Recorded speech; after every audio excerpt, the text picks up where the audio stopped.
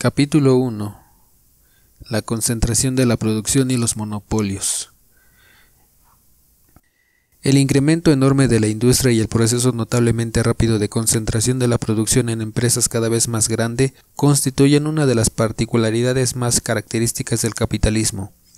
Las estadísticas industriales modernas suministran los datos más completos y exactos sobre este proceso.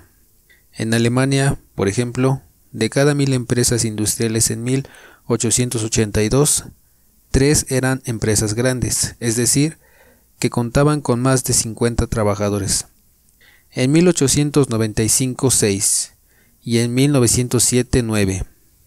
De cada 100 obreros les correspondían respectivamente 22, 30 y 37. Pero la concentración de la producción es mucho más intensa que la de los obreros, pues el trabajo en las grandes empresas es mucho más productivo, como lo indican los datos relativos a las máquinas de vapor y a los motores eléctricos. Si tomamos lo que en Alemania se llama industria en el sentido amplio de esta palabra, es decir, incluyendo el comercio, las vías de comunicación, etc., obtendremos el cuadro siguiente. Grandes empresas, 30.508, sobre un total de 3.265.623, es decir, el 0.9%. En ellas están empleados 5.7 millones de obreros, sobre un total de 14.4 millones, es decir, el 39.4%. Caballos de fuerza de vapor, 6.6 millones, sobre 8.8, es decir, el 75.3%. De fuerza eléctrica, 1.2 millones de kilovatios sobre 1.5 millones, o sea el 77.2%. Menos de una centésima parte de las empresas tienen más de 4/3 de la cantidad total de la fuerza de vapor y eléctrica. A los 2,97 millones de pequeñas empresas, hasta 5 obreros asalariados, que constituyen el 91% de todas las empresas, corresponden únicamente el 7% de las fuerzas eléctricas y de vapor. Las decenas de miles de grandes empresas lo son todo. Los millones de pequeñas empresas no son nada. En 1907 había en Alemania 586 establecimientos que contaban con 1000 obreros y más. A estos establecimientos correspondían casi la décima parte, 1,38 millones del número total de obreros y casi un tercio, 32%, del total de la fuerza eléctrica y de vapor. El capital monetario y los bancos, como veremos, hacen todavía más aplastante este predominio de un puñado de grandes empresas, y decimos aplastante en el sentido más literal de la palabra, es decir, que millones de pequeños, medianos e incluso una parte de los grandes patronos se hallan de hecho completamente sometidos a unos pocos centenares de financieros millonarios. En otro país avanzado del capitalismo contemporáneo, en los Estados Unidos, el incremento de la concentración de la producción es todavía más intenso. En este país, la estadística considera aparte a la industria en la concepción estrecha de la palabra y agrupa a los establecimientos de acuerdo con el valor de la producción anual. En 1904 había 1900 grandes empresas, sobre 216.180, es decir, el 0,9%, con una producción de $1 millón y más. En ella, el número de obreros era de 1.4 millones, sobre 5.5 millones, es decir, el 25.6%, y la producción de 5.600 millones, sobre 14.800 millones, o sea, el 38%. 5 años después, en 1909, las cifras correspondientes eran las siguientes: 3.060 establecimientos, sobre 268.491, es decir, el 1,1%, con 2 millones de obreros, sobre 6.6 millones, es decir, el 30,5%, y 9.000 millones de producción anual, sobre 20.700 millones, o sea, el 43.8%. Casi la mitad de la producción global de todas las empresas del país están en las manos de la centésima parte del número total de las empresas. Y esas 3.000 empresas gigantescas abrazan 258 ramas industriales. De aquí se deduce claramente que la concentración, al llegar a un grado determinado de su desarrollo, por sí misma conduce, puede decirse, de lleno al monopolio. ya que unas cuantas decenas de empresas gigantescas les resulta fácil ponerse de acuerdo entre sí, y, por otra parte, la competencia, que se hace cada vez más difícil, y la tendencia al monopolio, nacen precisamente de las grandes proporciones de las empresas. Esta transformación de la competencia en monopolios constituye por sí uno de los fenómenos más importantes, por no decir el más importante, de la economía del capitalismo moderno, y es necesario que nos detengamos a estudiarlo con mayor detalle. Pero antes debemos eliminar un equívoco posible. La estadística norteamericana dice 3.000 empresas gigantescas en 250 ramas industriales. Al parecer corresponden 12 empresas a cada rama de la producción. Pero no es así. No en cada rama de la industria hay grandes empresas. Por otra parte, una particularidad extremadamente importante del capitalismo que ha alcanzado su más alto grado de desarrollo es la llamada combinación, o sea, la reunión en una sola empresa de distintas ramas de la industria, que representan en sí o bien fases sucesivas de la elaboración de una materia prima, por ejemplo, la fundición del mineral de hierro, la transformación del hierro en acero y, en ciertos casos, la elaboración de tales o cuales productos de aceros, o bien distintas ramas que desempeñan unas con relación a otras un papel auxiliar, por ejemplo, la utilización de los residuos o de los productos accesorios, producción de artículos de embalaje, etc. La combinación, dice Hilferin, nivela las diferencias de coyuntura y garantiza, por tanto, a la empresa combinada una norma de beneficio más estable. En segundo lugar, la combinación determina la eliminación del comercio. En tercer lugar, hace posible el perfeccionamiento técnico y, por consiguiente, la obtención de ganancias suplementarias en comparación con las empresas puras, es decir, no combinadas. En cuarto lugar, consolida la posición de la empresa combinada en comparación con la pura, la refuerza en la lucha de la competencia durante las fuertes depresiones, estancamientos de los negocios, las crisis. Cuando la disminución del precio de la materia prima va a la zaga con respecto a la disminución de los precios de los artículos manufacturados. El economista burgués alemán Heymann, que ha consagrado una obra especial a las empresas mixtas o combinadas en la industria siderúrgica alemana, dice: las empresas puras perecen, aplastadas por el precio elevado de los materiales y el bajo precio de los artículos manufacturados. Resulta lo siguiente. Por una parte, han quedado grandes compañías hulleras, con una extracción de carbón que se cifra en varios millones de toneladas, sólidamente organizadas en su sindicato hullero. Luego, estrechamente ligadas a ellas, las grandes fundiciones de acero con su sindicato. Estas empresas gigantescas, con una producción de acero de 400.000 toneladas por año, con una extracción inmensa de mineral de hierro y de hulla, con la producción de artículos de acero, con 10.000 obreros alojados en los cuarteles de las colonias obreras, que cuentan a veces con ferrocarriles y puertos propios, son los representantes típicos de la industria siderúrgica alemana. Y la concentración continúa avanzando sin cesar. Las empresas van ganando en importancia cada día. Cada vez es mayor el número de establecimientos de una o varias ramas de la industria que se agrupan en empresas gigantescas, apoyadas y dirigidas por media docena de grandes bancos berlineses. En lo que se refiere a la industria minera alemana, ha sido demostrada con exactitud la doctrina de Carlos Marx sobre la concentración. Es verdad que esto se refiere a un país en el cual la industria se halla defendida por los derechos arancelarios, proteccionistas y por las tarifas de transporte. La industria minera de Alemania está madura para la expropiación. Tal es la conclusión a que se vio obligado a llegar un economista burgués concienzudo, por excepción. Hay que observar que considera a Alemania como un caso especial a consecuencia de la protección de su industria por elevadas tarifas arancelarias. Pero esta circunstancia no ha podido más que acelerar la concentración y la constitución de asociaciones monopolistas patronales, cártel, sindicatos, etc. Es extraordinariamente importante hacer notar que en el país del libre cambio, en Inglaterra, la concentración conduce también al monopolio, aunque un poco más tarde y acaso en otra forma. He aquí lo que describe el profesor Hermann Levy en su estudio especial sobre los monopolios, cártels y trusts, hecho a base de los datos del desarrollo económico de la Gran Bretaña.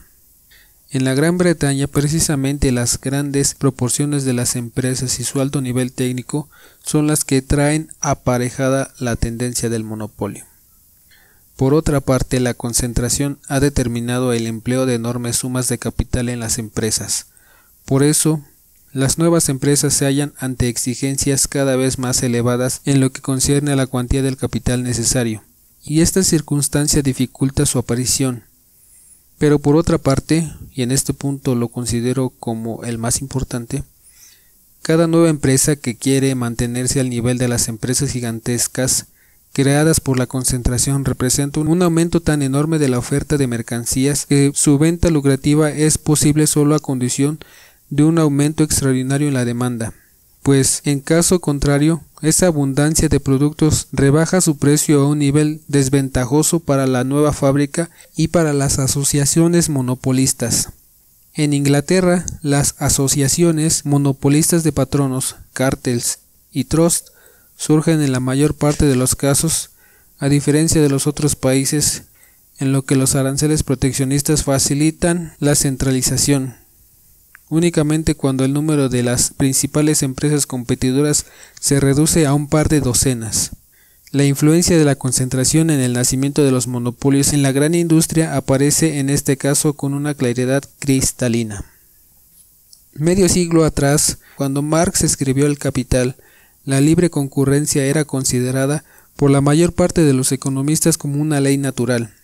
La ciencia oficial intentó aniquilar por la conspiración del silencio la obra de Marx, el cual había demostrado, por medio del análisis teórico e histórico del capitalismo, que la libre concurrencia engendra la concentración de la producción y que dicha concentración en cierto grado de su desarrollo conduce al monopolio. Ahora el monopolio es un hecho. Los economistas escriben montañas de libros en los cuales describen manifestaciones aisladas del monopolio y siguen declarando a coro que el marxismo ha sido refutado. Pero los hechos son testarudos, como dice un refrán inglés, y, de grado o por fuerza, hay que tenerlos en cuenta. Los hechos demuestran que las diferencias entre los diversos países capitalistas, por ejemplo, en lo que se refiere al proteccionismo o al libre cambio, condicionan únicamente diferencias no esenciales en la forma del monopolio o en el momento de su aparición, pero que el engendramiento del monopolio por la concentración de la producción es una ley general y fundamental de la fase actual del desarrollo del capitalismo. Por lo que a Europa se refiere, se puede fijar con bastante exactitud el momento en que se produjo la situación definitiva del viejo capitalismo por el nuevo. Fue precisamente a principios del siglo XX. En uno de los trabajos de recopilación más recientes sobre la historia de la formación de los monopolios, leemos: se pueden citar algunos ejemplos de monopolios capitalistas durante la época anterior a 1860. Se pueden descubrir en ellos los gérmenes de las formas que son tan corrientes en la actualidad. Pero esta constituye, indiscutiblemente, la época prehistórica de los cártels. El verdadero comienzo de los monopolios contemporáneos lo hallamos no antes de la década de 1860. En el gran periodo de desarrollo del monopolio empieza con la depresión internacional de la industria en la década del 70 y se prolonga hasta principios de la última década del siglo. Si se examina la cuestión en lo que se refiere a Europa, la libre concurrencia alcanza el punto culminante de desarrollo en los años de 1860-1880. Por aquel entonces, Inglaterra terminaba la edificación de su organización capitalista de viejo estilo. En Alemania, dicha organización entablaba una lucha decisiva contra la industria artesana y doméstica, y empezaba a crear sus formas de existencia. Empieza con una transformación profunda del crack de 1873, o más exactamente con la depresión que le siguió y que, con una pausa apenas perceptible, a principios de la década de los 80 y con un auge extraordinariamente vigoroso pero breve hacia 1889, llena 22 años de la historia económica europea. Durante el corto periodo del auge de 1889-1890 fueron utilizados en gran escala los cártels para aprovechar la coyuntura. Una política irreflexiva elevaba los precios todavía con mayor rapidez y aún en mayores proporciones de lo que hubiera sucedido sin los cártels.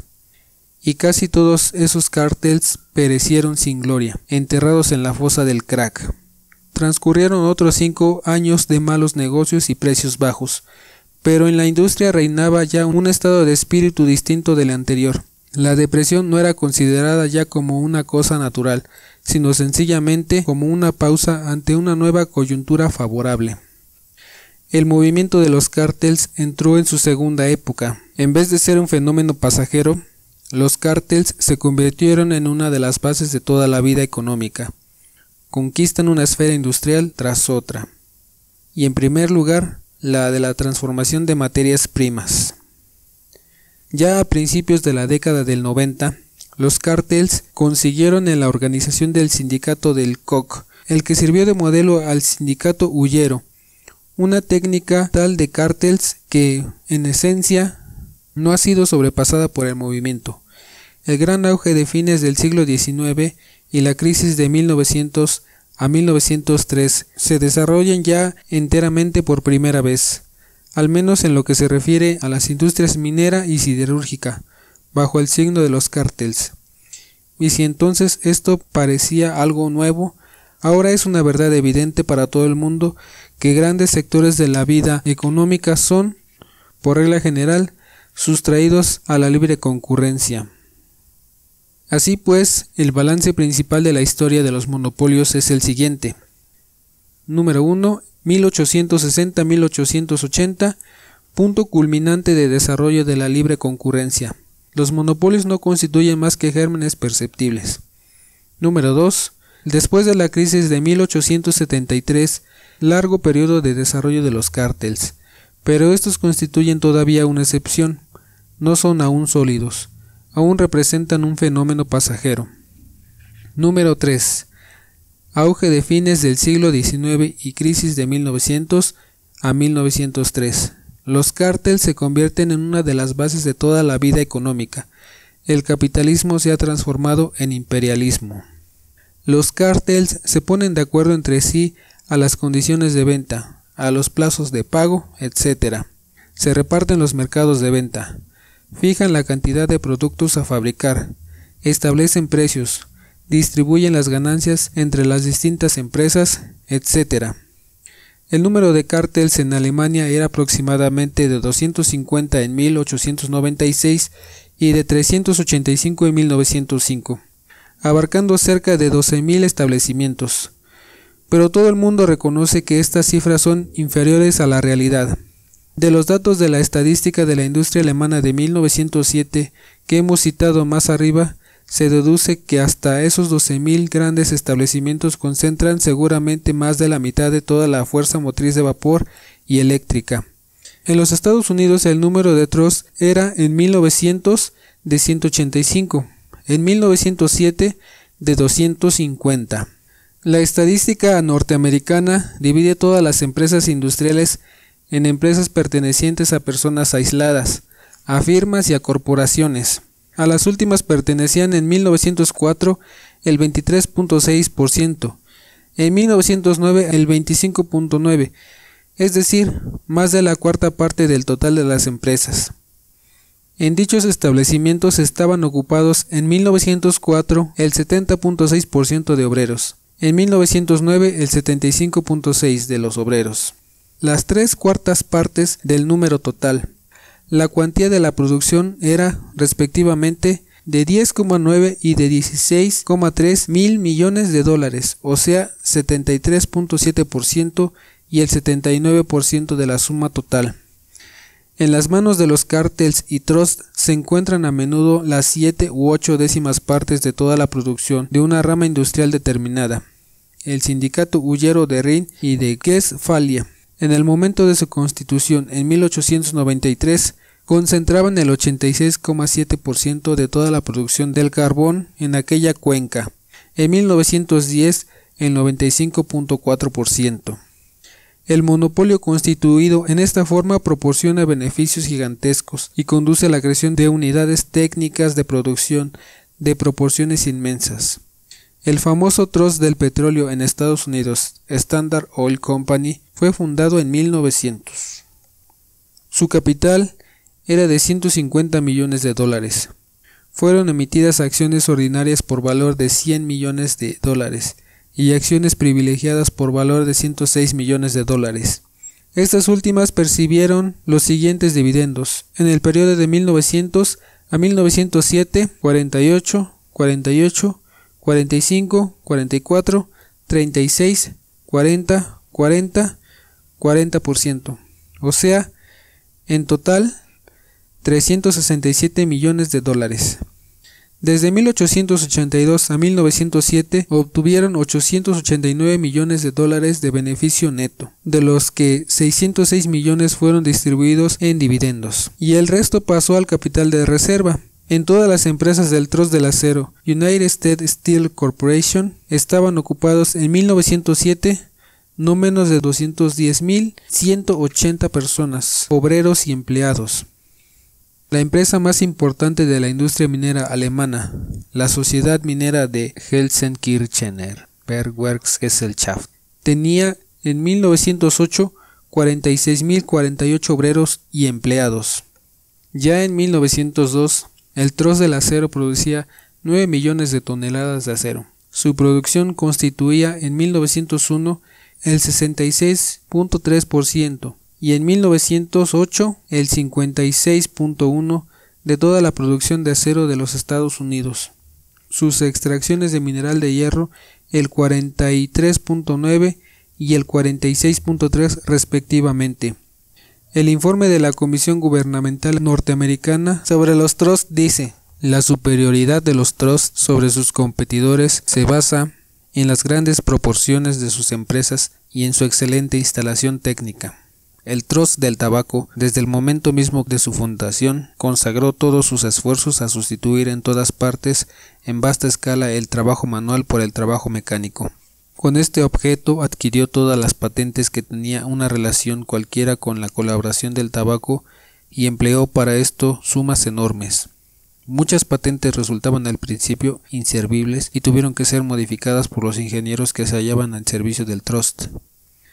A finales de 1906 fueron constituidas 2 sociedades filiales con el único objetivo de adquirir patentes. Con este mismo objeto, el Trust creó fundaciones, fábricas de construcción de maquinaria y talleres de reparación propios. Uno de dichos establecimientos, en Brooklyn, da ocupación, por término medio, a 300 obreros. En él se experimentan y se perfeccionan los inventos relacionados con la producción de cigarros pequeños, tabacos rapé, papel de estaño para el embalaje, cajas, etc. Hay otros trusts que tienen también a su servicio a los llamados ingenieros para el desarrollo de la técnica, cuya misión consiste en inventar nuevos procedimientos de la producción y en comprobar los perfeccionamientos técnicos.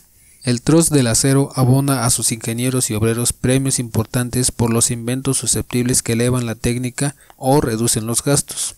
Del mismo modo está organizado todo cuanto se refiere a los perfeccionamientos técnicos en la gran industria alemana, por ejemplo, en la industria química, la cual se ha desarrollado en proporciones gigantescas durante estas últimas décadas. El proceso de concentración de la producción creó ya en 1908 en dicha industria 2 grupos principales, que, a su manera, evolucionaban hacia el monopolio. Al principio estos grupos constituían alianzas dobles, de 2 pares de grandes fábricas con un capital de 20 a 21 millones de marcos cada una. De una parte, la antigua fábrica de Meister en Host y la Casella en Frankfurt del Main. De otra parte, la fábrica de anilina y sosa en Ludwigshafen y la antigua fábrica de Bayer en Elberfeld.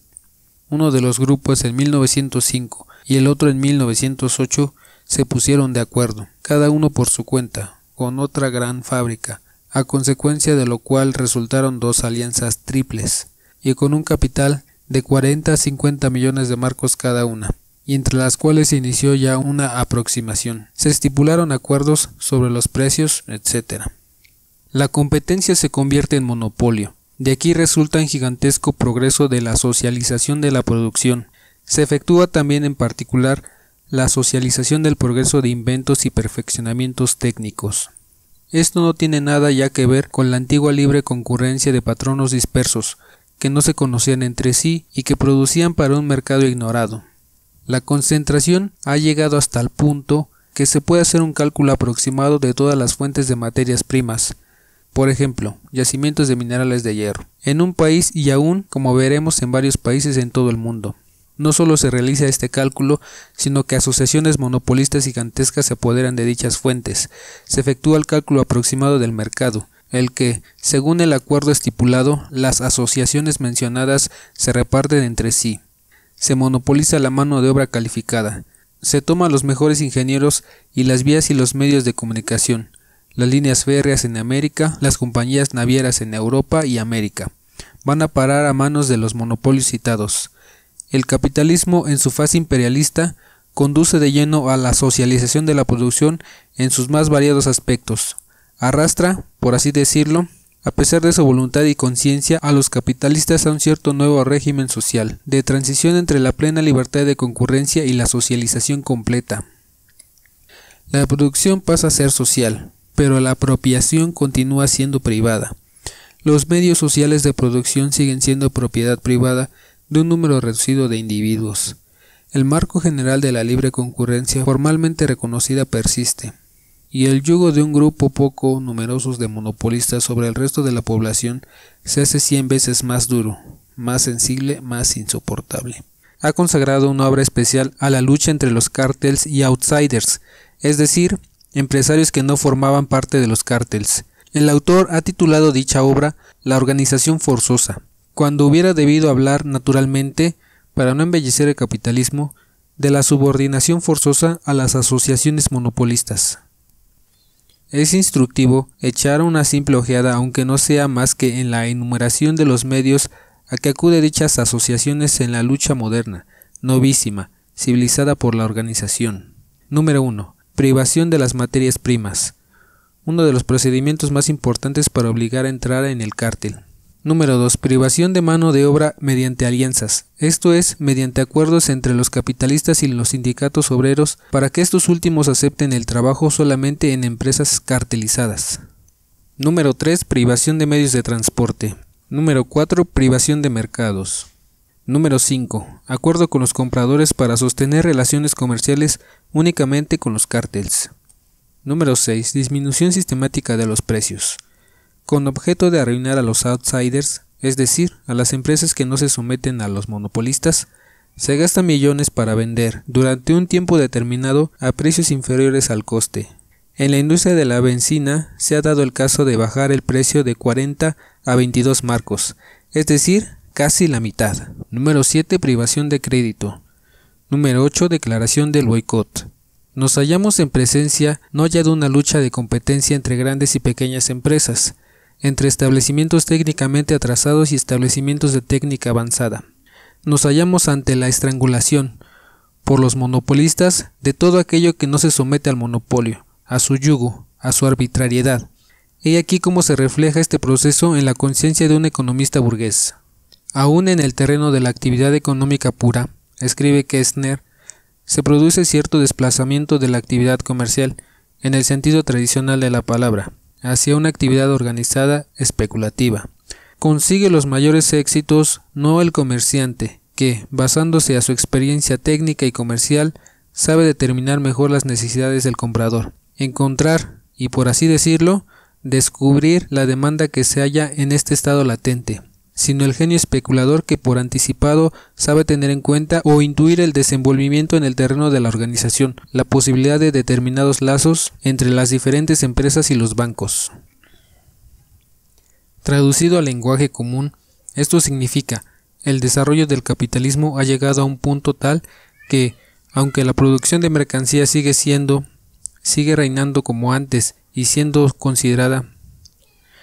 Traducido al lenguaje común, esto significa: el desarrollo del capitalismo ha llegado a un punto tal que, aunque la producción de mercancías sigue reinando como antes y siendo considerada como la base de toda economía, en realidad se halla ya quebrantada, y las ganancias principales van a parar a los genios de las maquinaciones financieras. En la base de estas maquinaciones y de estos chanchullos se halla la socialización de la producción, pero el inmenso progreso que ha logrado la humanidad, que ha llegado a dicha socialización, beneficia a los especuladores. Más adelante veremos cómo, basándose en esto, la crítica pequeño-burguesa y reaccionaria del imperialismo capitalista sueña con volver atrás a la concurrencia libre, pacífica y honrada.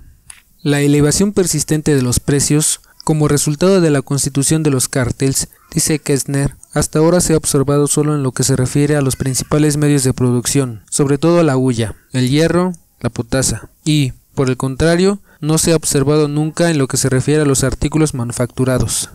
Como consecuencia de ello, el aumento de los beneficios se ha limitado igualmente a la industria de los medios de producción. Hay que completar esta observación con la de que la industria de la transformación de las materias primas y no de productos semifacturados no solo obtiene, como resultado de la constitución de cárteles, ventajas en forma de las ganancias elevadas, en perjuicio de la industria dedicada a la transformación ulterior de los productos semimanufacturados, sino que ha pasado a mantener, con respecto a esta última industria, relaciones de dominación, que no existían bajo la libre concurrencia. Las palabras subrayadas por nosotros muestran el fondo de la cuestión, que de tan mala gana y solo de vez en cuando reconocen los economistas burgueses y que se empeñan tanto en no ver y pasar por alto los defensores actuales del oportunismo con Kautsky al frente. Las relaciones de dominación y violencia que va ligada a dicha dominación, he aquí lo típico en la nueva fase del desarrollo del capitalismo. He aquí lo que inevitablemente tenía que derribarse y se ha derribado de la constitución de los monopolios económicos todopoderosos. Citaremos otro ejemplo de los manejos de los cárteles. Allí donde es posible apoderarse de todas o de las más importantes fuentes de materias primas, la aparición de cárteles y la constitución de monopolios es sobremanera fácil. Pero sería un error pensar que los monopolios no surgen también en otras ramas de la producción en las cuales la conquista de todas las fuentes de materias primas es imposible. En la industria del cemento, la materia prima existe en todas partes. Sin embargo, también esta industria está extremadamente cartelizada en Alemania. Las fábricas se han agrupado en sindicatos regionales, el de Alemania del Sur, el renano-westfalino, etc. Los precios establecidos son precios de monopolio, de 230 a 280 marcos por vagón, cuando el valor del coste es de 180 marcos. Las empresas dan dividendos del 12 al 16%. Además, no hay que olvidar que los genios de la especulación contemporánea saben canalizar hacia sus bolsillos grandes sumas de ganancias, aparte de las que se reparten en concepto de dividendo. Para eliminar la competencia en una industria tan lucrativa, los monopolistas se valen incluso de artimañas diversas, hacen circular rumores falsos sobre la mala situación de la industria, publican en los periódicos anuncios anónimos. Capitalistas, no coloquéis vuestros capitales en la industria del cemento. Por último, compran empresas outsiders, es decir, que no forman parte de los sindicatos, abonando 60, 80, 150.000 marcos al que cede. El monopolio se abre camino en todas partes, valiéndose de todos los medios, empezando por el pago de una modesta indemnización al que cede y terminando por el procedimiento americano del empleo de la dinamita contra el competidor. La supresión de la crisis por los cárteles es una fábula de los economistas burgueses, los cuales lo que hacen es embellecer el capitalismo a toda costa. Al revés, el monopolio se crea en varias ramas de la industria, aumenta y agrava el caos propio de todo sistema de la producción capitalista en su conjunto. La desproporción entre el desarrollo de la agricultura y el de la industria, desproporción que es característica del capitalismo en general, se acentúa aún más. La situación privilegiada en la que se halla la industria más cartelizada, la llamada industria pesada, particularmente el hierro y la hulla, determinan en las demás ramas de la industria la falta de mayor aún coordinación sistemática, como lo reconoce Heidels, autor de uno de los mejores trabajos sobre las relaciones entre los grandes bancos alemanes y la industria.